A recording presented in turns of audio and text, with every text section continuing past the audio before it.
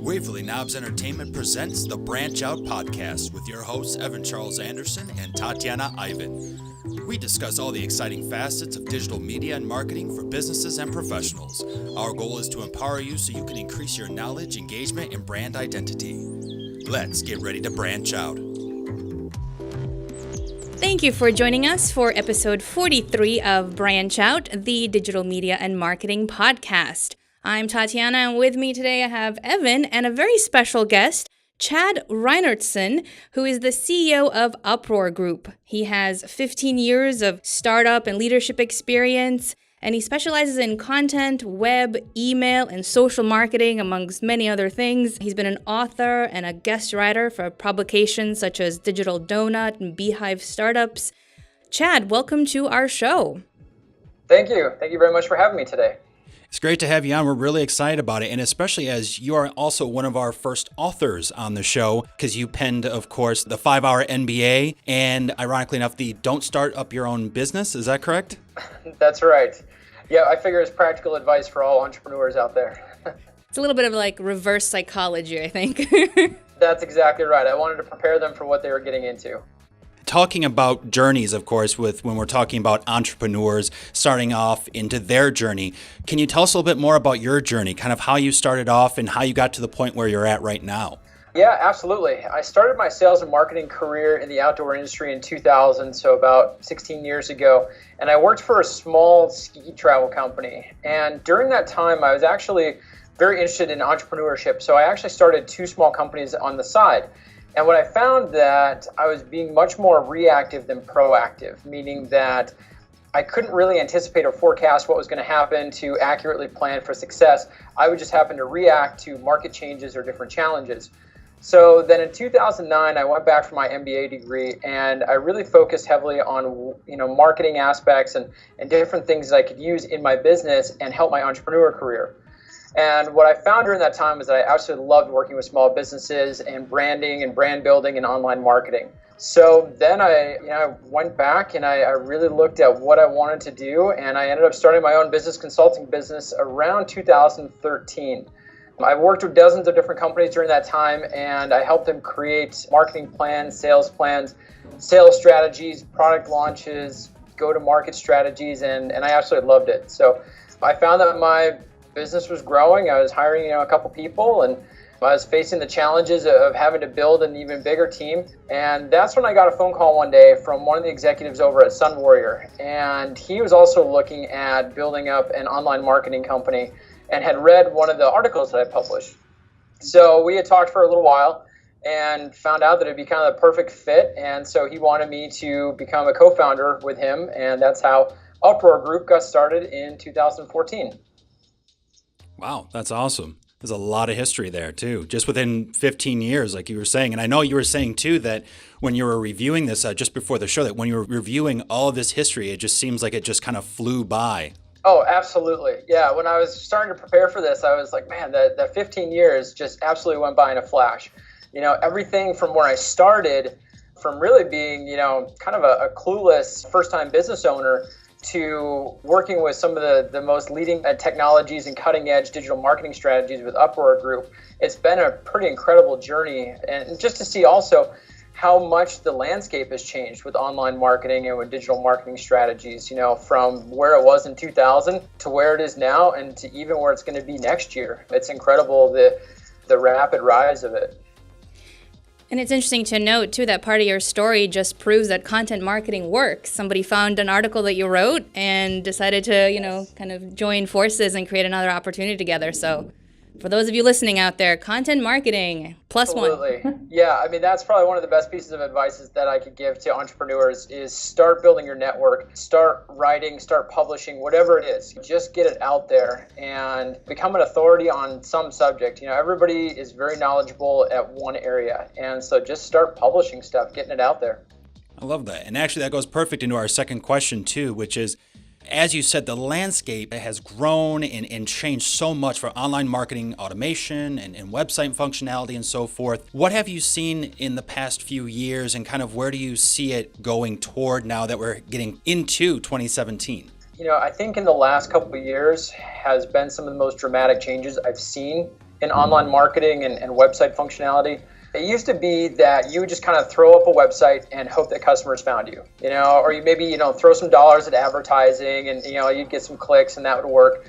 And I heard from so many people, they're like, well, I have a website, but I'm not really sure if it's working very well, but I know I need one, or their social strategy was that they'd have a relative making a couple Facebook posts for them a few times a week. It was extremely unorganized. And then I also saw a lot of companies that they would kind of branch off. So they would have like a social marketing campaign that didn't match their website at all, or their AdWords campaign was completely different than what their email marketing. It was completely shattered and fragmented. And so what that led to was just a very unorganized marketing plan. And people didn't really understand how to tie them all together and measure the results. And really the biggest change that I've seen in the last couple of years has been the way that customers interact with businesses. It's really changed into more of a personal relationship. And I say that customers don't buy into the business themselves anymore. They really value that relationship, and that's what businesses need to strive to build with every single person that they interact with. And so we've really seen that explosion of content marketing as companies are starting to realize how important it is to engage with their customers on that personal level. One thing that I've seen in that development is what I call hope marketing, and that hope marketing is completely dead. And that's where you just throw out that ad campaign and you hope that it got some results. And it's a terrible way to market because you never can really successfully plan off it. And what you need to do is really find highly targeted and focused marketing campaigns. And that's where the whole digital marketing landscape is going. And so that's one of the biggest things that we're seeing is, with the rise of content marketing and email and social and web marketing, they're all becoming very integrated, as well as they're becoming highly targeted and focused, where a couple of years ago they weren't at all. They were just very kind of random and, hey, let's throw something out there and let's see if it gets results. It's interesting too, because I still run across a lot of companies, a lot of entrepreneurs, startups, even mid-size and larger, where they kind of still fall into that trap where everything is very segmented and they have it, but they're not sure why they have it. They just know that they need it. I told them they needed that. So they're like, oh, well, I better start it, but I have no idea why. Yeah, it's unbelievable. And I've talked to a lot of people, especially for video, for instance. I say, well, you have video. Great. What did you do with it? Oh, well, I put it up on YouTube. Okay, but what did you do with it? Well, I put it up on YouTube. Okay, but you know how many videos go up on YouTube every single minute, right? Like you have to promote the material basically. Like there's always advertising for the advertisement for the advertisement. You've got to push it out there and you've got to connect with people on a personal level rather than just like a Field of Dreams type of concept where, if I build it, they will come. It just doesn't happen. No, it doesn't. And that's one of the most common mistakes that I see. You bring up a great point, is that people will push that content out there, YouTube videos or whatever it is, but it won't have a direction or a purpose or a call to action. They think that just because it's out there, it's going to make me $1 million or I'm going to get, 1 million clicks off it. And it's not the right way. It needs to build into a strategy. It needs to have a direction. It needs to have a path that you're taking it and you're taking customers down to ultimately be successful with it. You brought up a good point earlier too, that right now the interaction between the customer and the business is different than before, and it's a little bit like dating, if you will. You've got to find that right fit and feel good about what you're about to purchase from them, etc.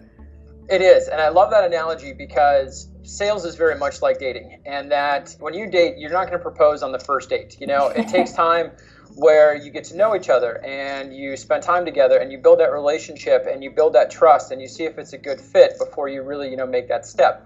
Sales is a lot of the similar steps that you need to take as far as building that, engagement and interaction and trust and relationship with the customers. And that really is what marketing is all about, is it's creating that relationship. So it's attracting them and offering them value, bringing them into your brand, bringing them into your community, educating them as far as what your value is that you offer to them, and then leading them towards that path of like, okay, this is the problem that we solve for you, or this is how we make your life better. This is how our product can improve whatever you're trying to solve or overcome. And that's ultimately when you're going to have success and when that sale is made. And I think a lot of companies make the really big mistake of they want to jump right to the end because they probably feel like they've only got one shot at a visitor. So when a visitor comes to their website, they've spent money on their AdWords campaigns, and they feel like they've only got one shot to convert that into a sale and get their money back.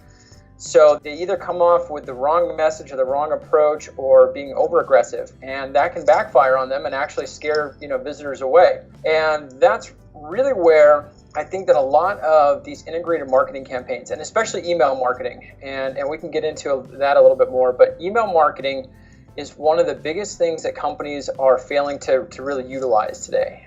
It is one of the best marketing activities that you can pursue, and it's giving great results, and it's one of the most cost-effective marketing actions for companies as well, because effective email marketing, what it does is it allows you to continue that conversation. So once a visitor is on your site and you've only got a very small amount of time to grab their attention or convey the message before they're gone. We bounce around websites so quickly that the fact of life is that you have a very short amount of time with them. But what you can do is that email marketing will allow you to then to continue that conversation and to build that relationship and build that trust through sending them really valuable and meaningful content for what they want to see. And so instead of just leaving it up to the customer to come back to your website randomly, maybe they remember who you are a couple weeks down the road when they're ready to make that purchase, that now you've created a system where you're constantly in front of them, or I should say you're consistently in front of them, kind of talking about your brand, what makes you special, what makes you unique. And that's a lot more effective way than, again, just hoping that, maybe they'll come back on their own accord. Maybe they'll remember me down the road. The fact is that 95% of visitors, when they hit your website, they're not ready to buy the first time. That means that 95% of the traffic that you paid is going to need further engagement. And email marketing is one of the best ways to do that. And for anyone else who loves what they're hearing thus far from Chad, he also has some great articles on his blog at uproargroup.com/blog. I know one of them that I was reminded of when you were talking about the dating situation was, I think it was 5 ways to woo your customers, which, again, usually you don't think of associating the word woo, but it does make a lot of sense, though, because you are trying to build that relationship, and it's not like you're going to the bar and saying, hey, nice shoes, what are you doing tonight? You've got to talk to them, get to know them, at least get to know their name, and try to figure out what are their wants, and are they even the right demographic for you? Are they the person that fits within your target market? Because it could be, too, that you're just wasting your time because they might not fit. So jumping to the sale right off the bat does not work. That's it. Yeah, it doesn't make any sense to just kind of blanket a wide-ranging audience with your ads, because you're going to end up spending a lot of money on people who aren't interested in your company and leads that are never going to convert and turn into a sale. So the way that you can really increase your profits is by reducing your cost of acquisition and by focusing on people who are interested and who do want your product. The more specific that you can make your campaigns, and that's done through content marketing and through your social marketing and really knowing who your audience is, then that's how you really start building a very successful company. So yeah, absolutely. We try and write as many blogs and articles and produce videos and get them out there to help people kind of understand what that relationship is and the importance of building that trust and that relationship with your audience. Plus SEO as well, and I'm sure we'll get into that, but SEO completely relies on companies becoming authorities. Going back quickly just to the email marketing bit, I know there's a lot of people that are interested in trying to implement that for their own business. And, I think there's some people who think, oh man, I have to do all this by myself. I have to monitor it. I have to put in all this time and effort. And I also have to run my business, right? But there's automation that you can build in. Those types of processes can help those people along. Automation is probably the best way that companies are using to take the next step, is because you're right. We only have a finite amount of resources and time in the day. And so you can either hire an exponential number of people to continually build your foundation, or you can use a lot of the tools that are out there. And automation is one of the best ways you can do that, because not only are you going to want to have what's called an indoctrination or a welcome sequence, that when somebody comes into your brand, you're going to want to educate them on what you're all about, and bring them into that. Plus, then you're going to want to be sending them consistent communication and articles or things that are interesting or new announcements. And then once they make the purchase, and this is a huge mistake where I see a lot of companies fall off, is that you're going to want to continue to nurture to keep them as engaged customers. And that's how you can turn just a random visitor then into a repeat buyer. And so with automation, it does all that for you. You set it up and then it just goes and it runs. So that's one of the best things that companies can set up for them, is some basic automation. And it's not that difficult. It doesn't take a lot of time. There's a ton of great tools and resources and tutorials out there on how to do it.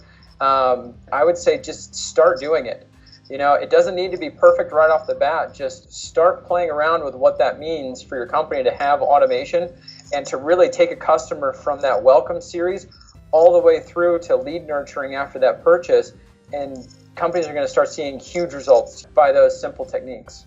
And that's really good advice too, just for entrepreneurs everywhere. You just got to start doing something. It doesn't have to be perfect, but you have to try all these different little things, see what works for you, what doesn't work, and just get your feet wet. Yeah, exactly. I see a lot of people that try and make their product 100% perfect, and they keep going back, and tweaking and tweaking and tweaking before they ever launch it. And the reality is, just get it out there, because the marketplace is really going to determine how your product or your services evolve. And that's one of the biggest things is, as a business owner and entrepreneur, be flexible, be dynamic. So get it out there, get the feedback on it, start making your adjustments. Then when you have real data, you have real numbers to go off of, versus just keeping it in your own lab until you feel that it's 100% ready to go. Just, get it out there, let customers play with it. And that's what's ultimately going to give you the best sense of what your product needs or what it's missing to offer value to customers. It's getting over that fear of imperfection or failing. And you learn from failure, you learn from falling down.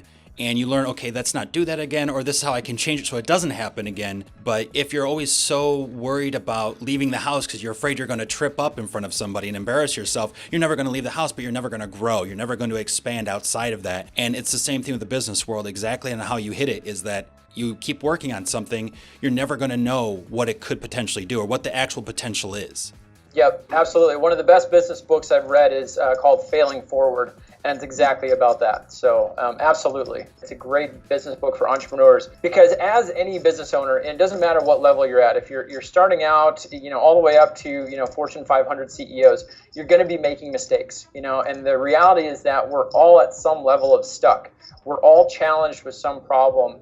And so we need to, find ways to overcome that. And that's naturally going to include both failures and successes. So don't be afraid to fail at some of those things. What I would say is probably, if you're doing your market research and you're, really paying attention to what the analytics are saying and you're continually optimizing, you're going to be successful, So just, absolutely get it out there and don't be afraid to make mistakes.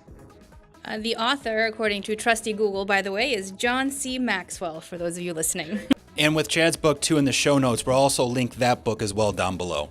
Now, talked a lot about evolution, then we've talked about some important factors that people should start implementing, such as automation. But what are your thoughts on what's going to be making a company competitive in 2017 and what's just going to be considered kind of the status quo? There's this whole kind of natural bell curve that happens with early adopters at the forefront and laggers at the very end. And typically it's these laggers that get hurt because they start adopting things that maybe would have still been fresh and new and fine after 6 months of use. But it seems like every 6 months there's a brand new cycle of something else to try to implement. What you're going to see in 2017 and even moving forward is a heavy emphasis on content. And people have a lot of opinions out there today about what the best approach is. But really, content marketing, I think, is the largest single driver in consumer purchasing and e-commerce today. And you're seeing it with SEO. Google and a lot of the search engines have done major updates over the last couple of years to focus on content that's unique and engaging and interesting, because they realize that they want businesses to become authority brands, basically. And that's a huge shift that we've seen in marketing, is that SEO used to be, really only emphasize keywords and links, and they would, kind of take a look at, how many keywords you had. And so what that led to was this artificial creation of tons of keywords that maybe some were relevant, but most probably weren't. Same thing with the links. So you were having all these kind of useless websites that are high in the rankings. Well, Google especially has completely redone the way that they do their search rankings. And they focus now very much on producing that relevant content to get you your SEO results. And so for companies to be successful in 2017, I think it all revolves around content. I really do. And you're not only on your website, but to have an integrated marketing campaign where you've got a solid Facebook account where you're consistently publishing good content, and that's tying into your website. And so your social marketing kind of acts as your, maybe your lead generation or your conversation starters that drives back to your website. And then you've got the right type of lead magnets in place, as well as then with what your ads are saying, your display ads and paid advertising has the right type of content and messaging and engagement. One of the most effective marketing tools that you guys can, kind of go out and do some research on, it's called landing pages or squeeze pages. And basically what that means is that you can create very unique landing pages on your website so that when you have a Facebook post that goes up on a specific topic or an advertisement that's out there on a specific topic, they found that you have exponentially higher conversion rates by taking that person, when they click on that, back to a landing page that has just that content on there versus just dropping them onto your homepage. So you're already seeing that your conversion rates are higher with better content, your customer engagement rate and revenues are better with content, and also your search engine rankings are a lot higher with better content. So in 2017, I think you're really going to find that content marketing is what's driving it and what more emphasis is really placed on there. Videos and interactive media and high-res images and blogs and articles and podcasts and everything that you can think of is going to be very valuable to companies. It's a little bit of a holistic view on marketing, if you will, sort of here's how all the different little aspects sort of work together to create this one whole cohesive unit versus, ads are doing something over here, your email marketing is doing something over here, your website developers are doing something over here. That's really key. It can be, I guess, a little bit daunting for some companies, especially as entrepreneurs are starting out, to realize how all the pieces kind of fit together. But the more that people can integrate, and that's really what's needed, is consistent messaging and direction and calls to action across all your platforms. Because users need the same experience, from what they're seeing on social media to your website to ads and sales to if you have a physical storefront that they're walking into your storefront. You've got to have the same message and experience and be able to help the customer across all those channels. So the best thing is really create a great content strategy and then find the ways to put that out into the different channels so that you've got a clear and consistent message.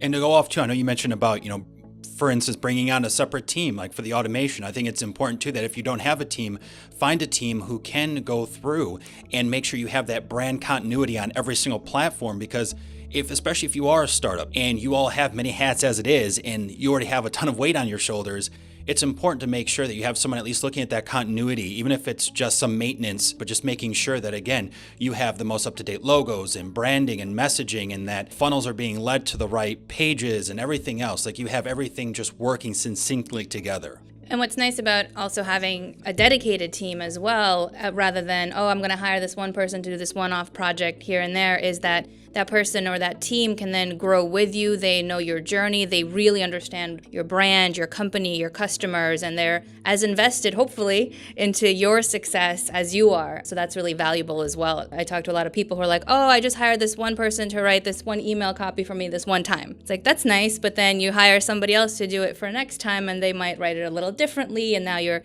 kind of having two different voices and things like that. So I think it's really important to actually have a dedicated team as well who knows what you're going through. You're absolutely right that everyone's goal is really wanting to create an in-house marketing team, and that as you start to grow, you're going to start building that marketing team. But what you do want to create, as you just mentioned, is a consistent marketing team. So as you go out there and you start to look, obviously there's a lot of freelancer sites like Upwork, which has a lot of professionals out there and a lot of experienced people, but they equally have as many unproven and kind of, duds that are out there. So you really want to be careful as far as, who you're engaging with for that. But you do want to absolutely bring on an experienced marketing agency or marketing professionals that will continue to grow with your company and that you can work with consistently, because you do want to have that same brand message and brand voice throughout your marketing campaigns.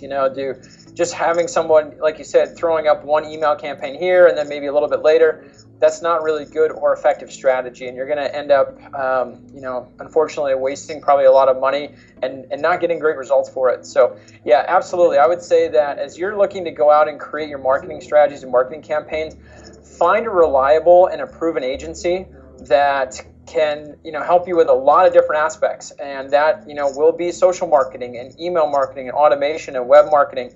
and copywriting and content and AdWords and display ads and things like that, that a really well-rounded marketing team is going to have every single one of those pieces, because you need to have somebody focusing on that.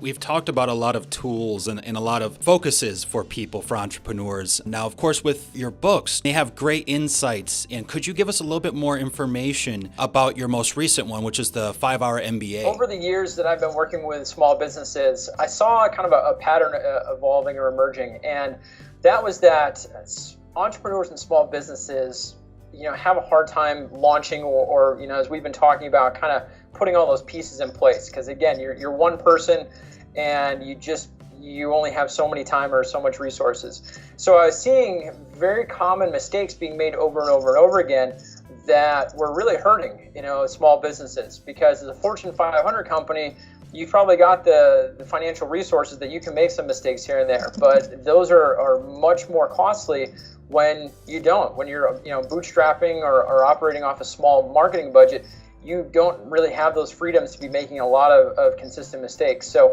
when I saw that, and when I was working with a lot of those companies, that I saw an opportunity to really help entrepreneurs and business owners to not only start their business the right way and get off on the right foot, but how to build a solid foundation and how to really understand what's going on in the marketplace, how to identify your customers, how to attract them to your brand and make sure that your products are offering value.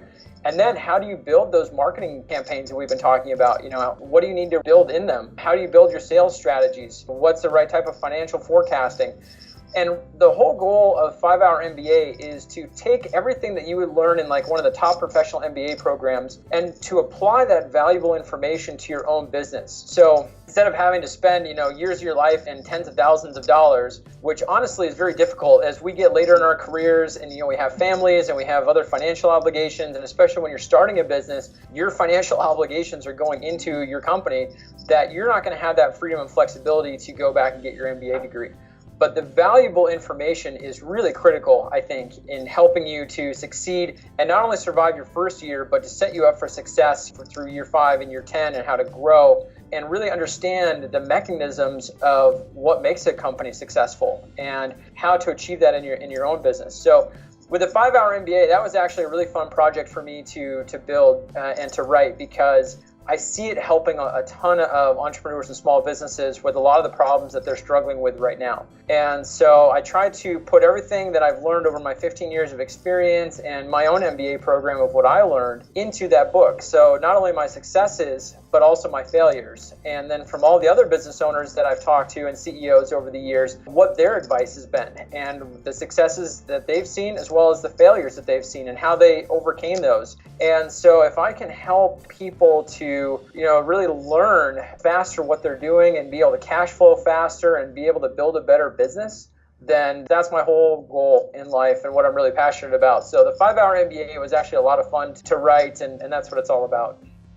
We'll make sure to have a link in the show notes below with information on both of his books, and that you'll be able to check out on Amazon.com. To go off that as well, what are some ideas to where marketing strategies are going to evolve or change? Like, where do you see kind of the strategies leaning toward now that we're in 2017 and in throughout the rest of the year? Yeah, two of the biggest trends that I'm forecasting and I'm seeing to kind of take shape already. One is video content, and as our attention spans are shrinking, we're consuming more and more video. So video content is going to be a huge one. And you don't need to make long videos or well-polished ones.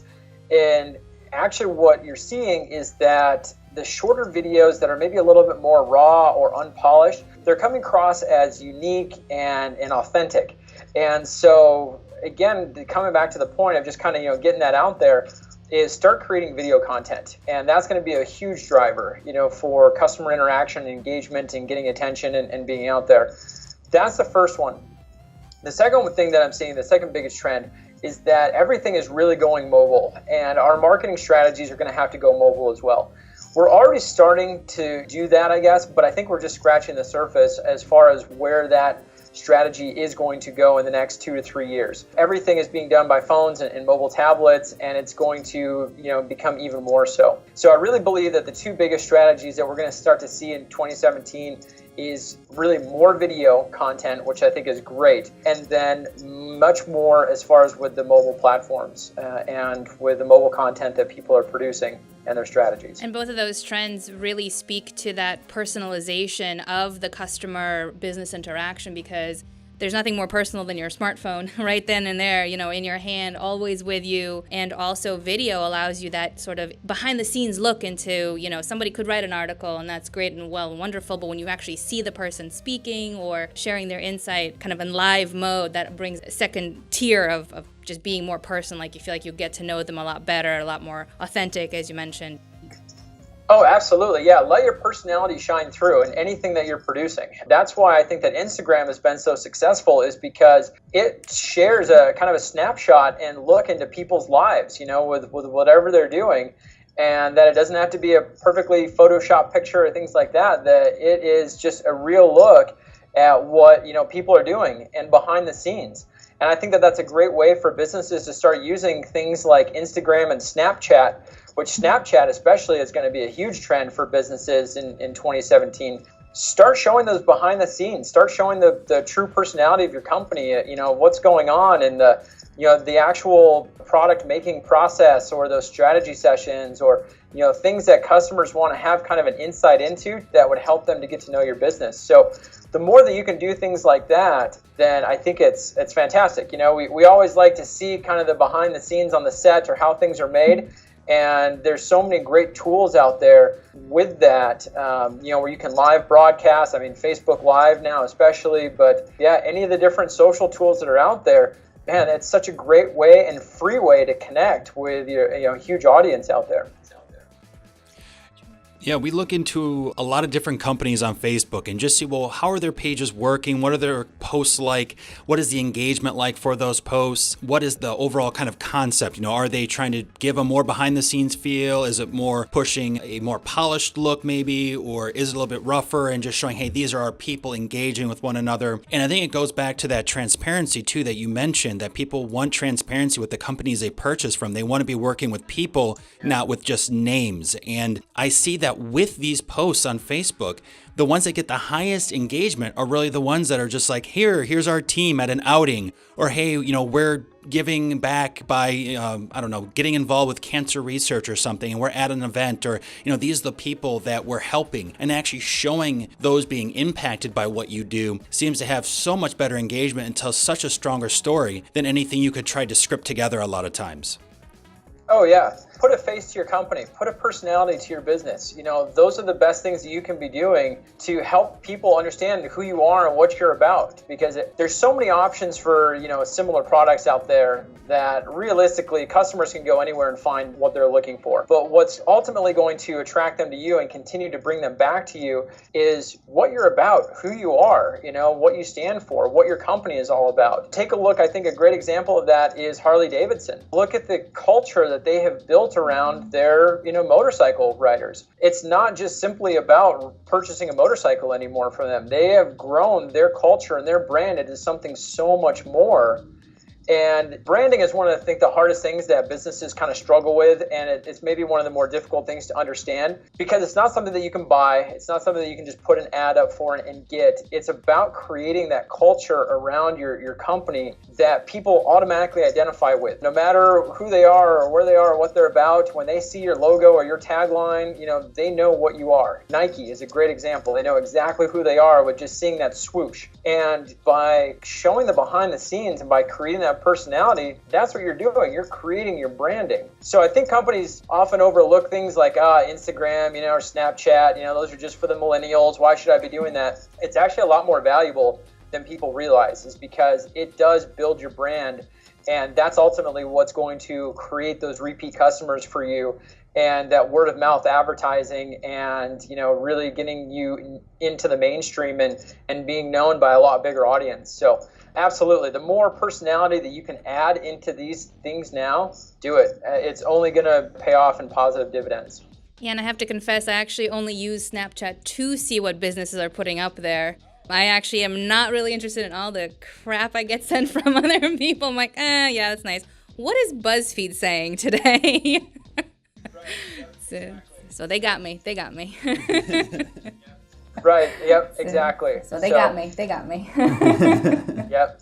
And you're seeing kind of I guess, an unknown right now. So Instagram recently released their business pages. There's talk, Snapchat's going to do more with their business pages. Companies aren't really sure how to best utilize them, which opens up a huge opportunity for the small businesses and entrepreneurs, because one of the benefits as a small business is that you can be more dynamic and faster moving and shift quicker than some of the larger businesses, that have a lot of moving pieces before they can, really get their project done. So as a small business, you can take advantage of these new emerging markets and really jump in there, because the people are already there. I think Snapchat's got something like over, I don't know how many millions of users already, but there are some pretty incredible opportunities. And the best thing of all, they're free. It's free to sign up for Snapchat, and it's free to sign up for Instagram and create that content. And you can really set yourself apart and start building your own brand and start attracting a new audience without having the same maybe competition level that you're seeing in AdWords or, in Facebook advertising and things like that. So as these new tools and technologies start to emerge in 2017 and 2018, pay attention to them, because they offer enormous opportunities for smaller businesses to kind of leapfrog maybe their bigger competition and get ahead of them. And I mean, that's incredible. That was not possible several years ago. And now you're seeing with the new technology that it is possible.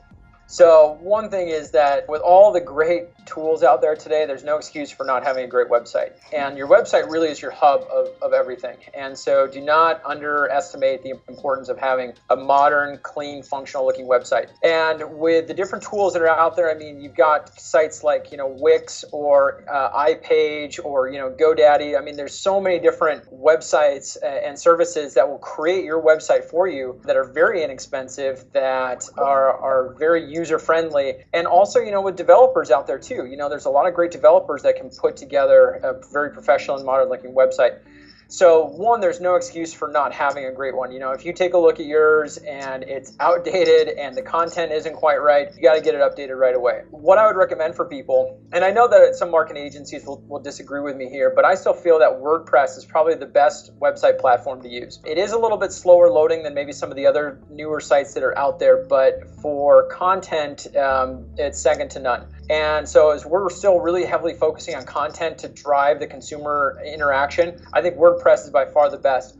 Plus, it's so easy to update that anytime you want to, add new posts or make changes or add different things to it, you don't need to hire a web developer, which their costs add up pretty quick. You can make those changes yourself. I have some very basic knowledge on websites, and I'm able to do a lot in WordPress actually. So they've got a great community, so I'd recommend using WordPress as your platform for your website. It's going to allow you to publish the best content and very easily as well. And then just start using all the other tools that are out there. So really utilizing different social media tools, your content techniques, email marketing. MailChimp is a great one. MailChimp, I think, is probably one of the most common email campaign platforms out there, email CRMs for smaller, mid-sized businesses. Obviously, as you grow, you get to move up into things like Salesforce or Infusionsoft. But what I like actually is I really like ActiveCampaign and Campaign Monitor. I think that those are two excellent services for your email CRM. So sign up for those. Start creating your email campaigns now. Those ActiveCampaign especially is so user-friendly and it's just visually intuitive that you literally can just drag and drop what you want and where and different triggers and things like that. So as you're looking to say, all right, I'm looking at my website and I know it's not really working for me, and we don't really have an email marketing campaign. We send out a newsletter maybe once every 3 months. Start building that stuff today. Honestly, sign up for that stuff today. Go sign up for an ActiveCampaign account, get your website updated, and really get those automated triggers. Get lead magnets in place. Get your different landing pages in place. Now, what you're going to see out of that is you're going to see a much higher conversion rate. You're going to start to see the number of customers grow. You're going to start to see your community grow. You're going to see your brand awareness and your reach grow. So again, only positive things if you are authentic and you're genuine and you're producing great content and that's unique and that's relevant. So I'm not talking about like the spammy emails that are getting shot out and the email blasts and the hope marketing and things like that. Really, if you're very genuine and you're speaking from what you're passionate about and you're letting that passion shine through in your messaging and your marketing, you're going to be successful. For those of you listening, I think Chad just made your New Year's resolutions for you, so do it up. Don't wait.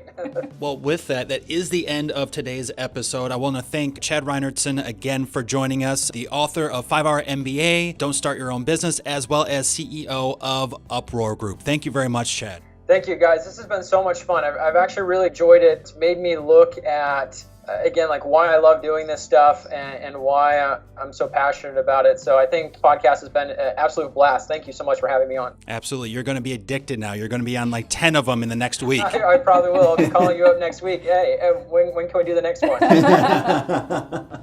And with that too, folks, if you loved what Chad had to say, make sure to check out more of his information in our show notes. Make sure to subscribe because we have some great content coming down the pipeline, and you'll be the first notified when another new episode comes up, as well as we are on the Facebook. So make sure to check us out at facebook.com/branchoutpodcast, all one word, and let us know your thoughts. Or if you have questions for some of our past guests like Chad, let us know. We'll make sure to forward them over to the guests and see if we can get some answers for you.